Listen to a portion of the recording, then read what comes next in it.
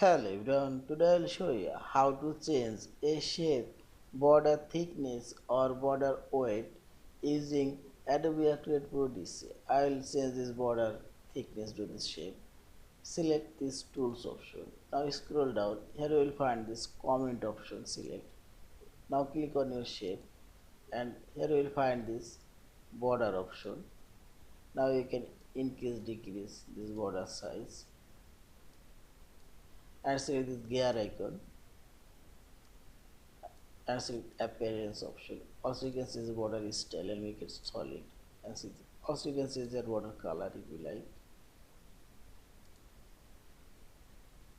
and select OK. Also change this shape, border color and weight, and see this.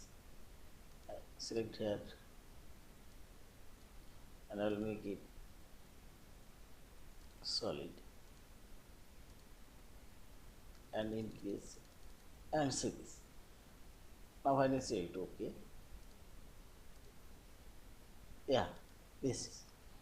Thank you for watching. Please subscribe, like, share and comments.